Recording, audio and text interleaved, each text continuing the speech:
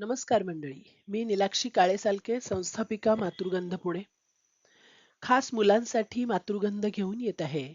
ज्योत्स्ना प्रकाशन प्रकाशित, पद्मिनी बिनीवाले अनुवादित, सुप्रसिद्ध पुस्तक टागोरांच्या गोष्टी. ऐकूया सुभा. मुलीचं नाव सुभाषिणी ठेवताना ती पुढं मुकी होईल हे कोणाच्या मनात येईल? तिच्या दोन मोठ्या बहिणींची नावं सुकेशिनी आणि सुहासिनी अशी होती.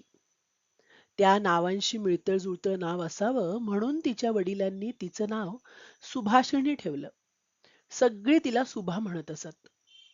मोठ्या दोघी बहिणींची लग्न, नवरा शोधणं, हुंड्यांची जमवाजमव या नेहमीच्या अडचणींना तोंड देत का होईना पार पडली होती. पण सुभा म्हणजे आईवडिलांच्या मनावरचं एक असह्य ओझं होतं. जी बोलू शकत नाही, तिला काही समजतही नाही असंच इतरांना वाटे आणि ती माणसं तिच्या पुढ्यातच तिच्या भविष्यातील दुर्दैवाचा उहापोह करत. आपण म्हणजे आईवडिलांना मिळालेला एक शाप आहोत हे तिला लहानपणीच कळून चुकलं होतं. त्यामुळे ती सगळ्यांच्या नजरेआड राहण्याचा सतत प्रयत्न करी. ती मनात म्हणे, सगळ्यांनी मला विसरून गेलं पाहिजे, मी ते सहन करीन. पण दुःख कोणाला विसरता येतं?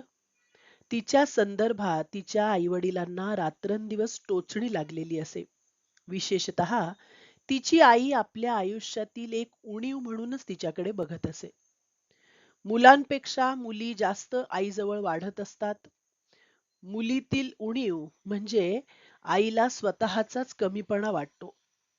सुभाचे वडील वाणीकंठ यांचं सुभावर इतर दोघी जणींपेक्षा जास्त प्रेम होतं.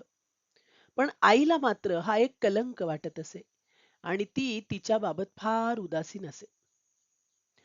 सुभाला बोलता येत नसलं तरी ती काही आंधळी नव्हती. एखादी गोष्ट मनात आली की तिच्या काळ्याभोर टपोऱ्या डोळ्यांच्या पापण्या थरथरत आणि कोवळ्या पालवीसारखे तिचे ओठ कंप पावत.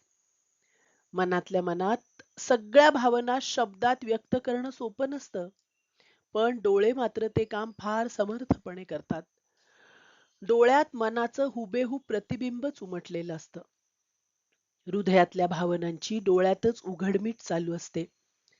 अंतःकरणातले भाव डोळ्यातच प्रकाशमान होतात किंवा लुप्त होतात. ज्यांना जन्मापासून बोलणं म्हणजे केवळ ओठांची थरथर एवढंच माहीत असतं, ते डोळ्यांची भाषा शिकतात. त्यांची अभिव्यक्ती अतिशय संपन्न, सखोल, अंतःस्पर्शी असते, जी आकाशासारखी स्वच्छ असते. मुक्या व्यक्तीला निसर्गाप्रमाणे एक भारदस्त व्यक्तिमत्व असतं. सुभाचं तसंच होतं. म्हणून तर इतर मुलं मुली तिला दबकून असत. ती तिच्याशी खेळतही नसत. निर्जन दुपारीसारखी ती निःशब्द आणि एकाकी होती. सुभा राहत होती ते चंडीपूर गाव बंगाल प्रांतातील एका छोट्या नदीच्या तीरावर वसलं होतं.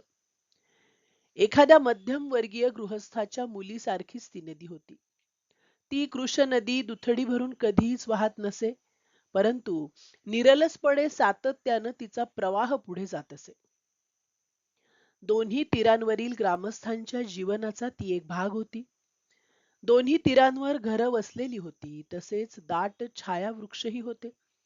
दोन्हींच्या मधून आपल्या पदावरून खाली उतरून निघालेल्या ग्रामदेवतेसारखी ती नदी वेगानं आणि आनंदानं अनेक कल्याणकारी कामं करत धावत होती. सुभाच्या वडिलांचं वाणीकंठांचं घर नदीच्या एका तीरावर होतं.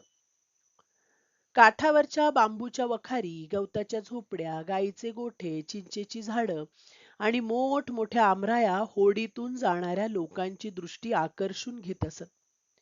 या साऱ्या वैभवात मुकी सुभा कोणाच्या लक्षात येत होती की नाही कोणास ठाऊक. पण कामकाजातून वेळ मिळेल तेव्हा सुभा नदी तीरावर जाऊन निश्चल बसत असे. निसर्ग तिच्याशी बोलत असे, तिच्यातील मुकेपणाची उणीव भरून काढत असे.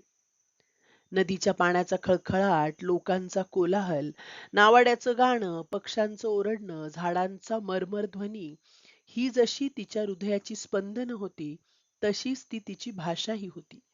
तिचे बोलके डोळे निसर्गाशी याच भाषेत बोलत.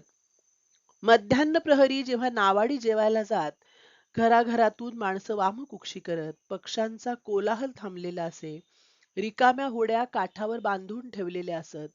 सर्व जग आपले व्यवहार थांबवून भयावह निस्तब्ध रूप धारण करत असे.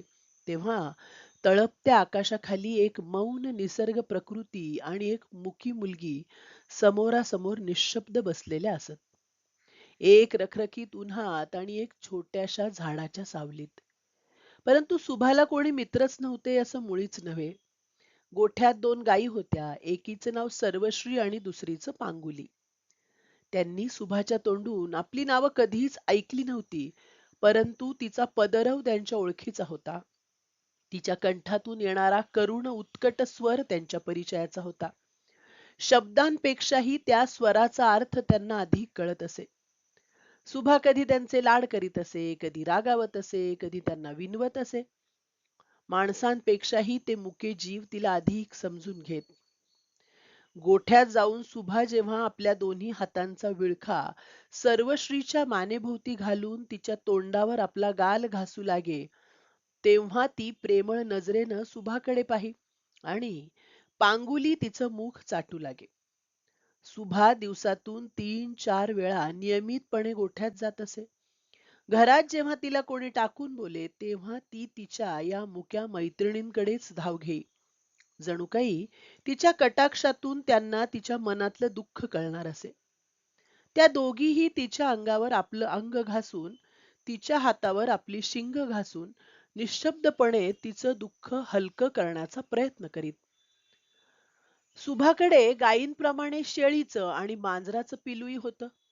त्यांच्याबरोबर सुभाची गाढ मैत्री नसली तरी त्या दोघांना मात्र सुभाबद्दल तेवढंच प्रेम होतं. संधी मिळेल तेव्हा मांजरीचं पिलू सुभाच्या मांडीवर अधिकारानं झोपे. सुभा आपली कोमल बोटं त्याच्या केसातून फिरवू लागली की ते झोप आल्याचा बहाणा करी.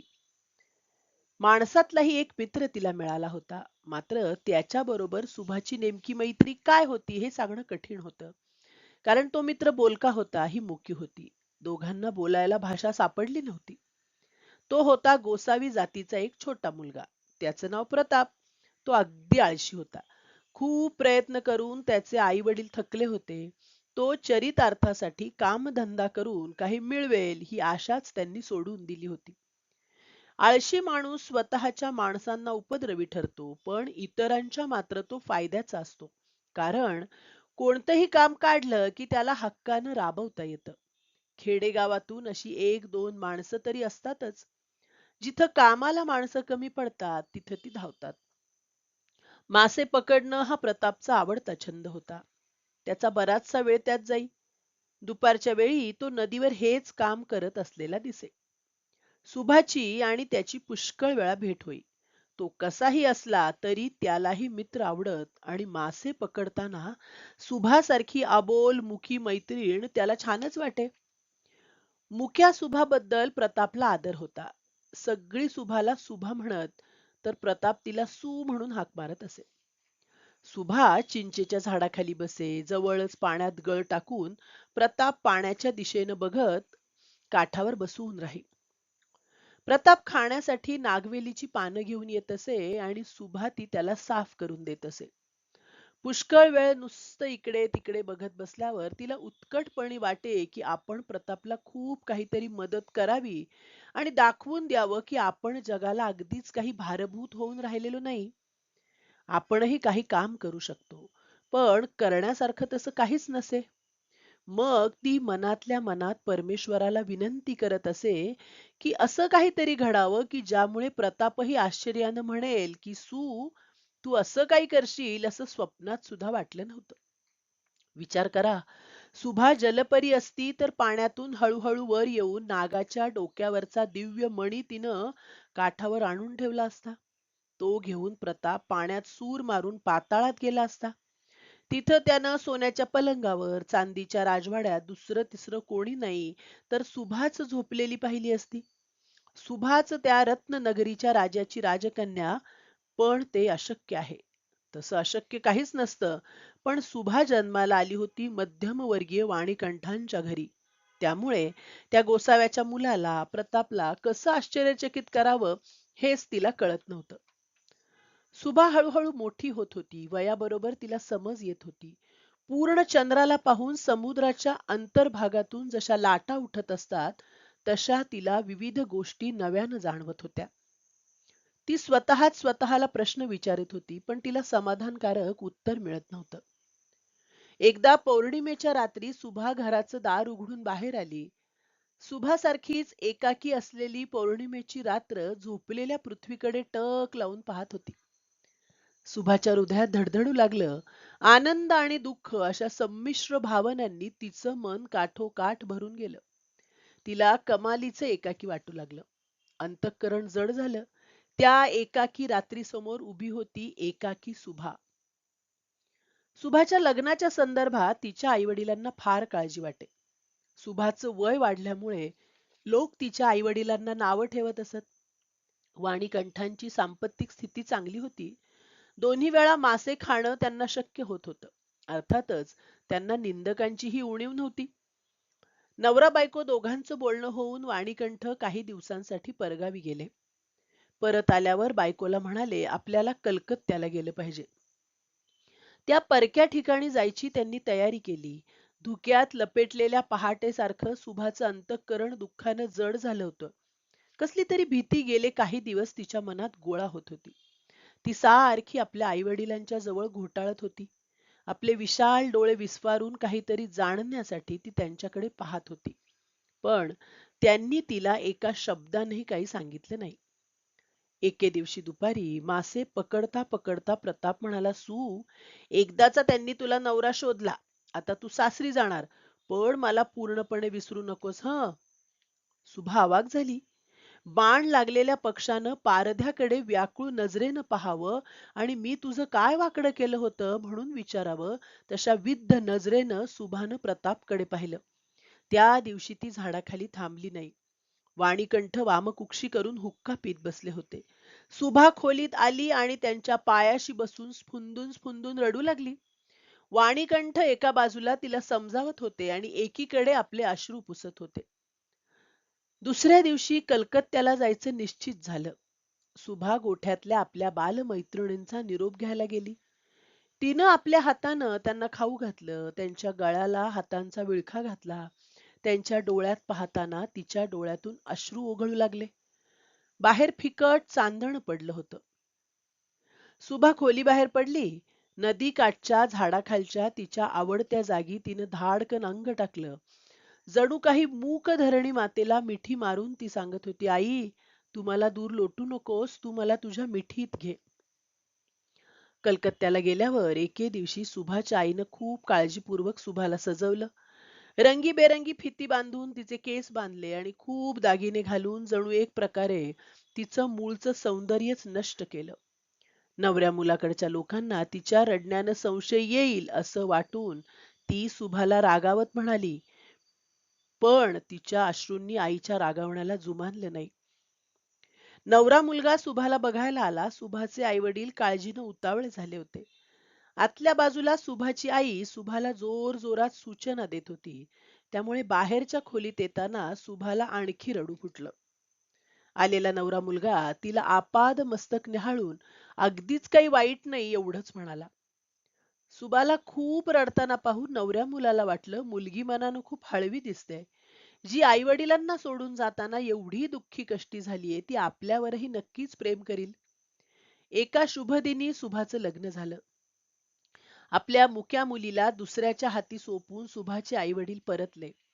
3-4 दिवसातच सुभाचा मुकेपणा सगळ्यांच्या लक्षात आला. तिचे डोळे इतरांना खूप काही सांगत होते, पण ते कोणालाच समजू शकले नाही. ती सगळीकडे आशेनं बघत होती, पण कोणाशीच संवाद साधू शकत नव्हती. तिच्या जन्मापासून तिची मुकी भाषा जाणणारं तिचं असं कोणीच तिच्याजवळ नव्हतं. तिच्या हृदयात मूक आक्रंदन चालू होतं. पण ज्याला अंतःकरण आहे, त्यालाच ते कळणार होतं. काही दिवसांनी सुभाच्या नवऱ्यानं जिचे नाक, कान, डोळे शाबूत आहेत अशा एका मुलीची बारकाईनं परीक्षा करून तिच्याशी लग्न केलं आणि तिला सुभाची सवत म्हणून घरी आणलं. सुभाच्या मूक आक्रंदनाला अंतच उरला नाही. धन्यवाद.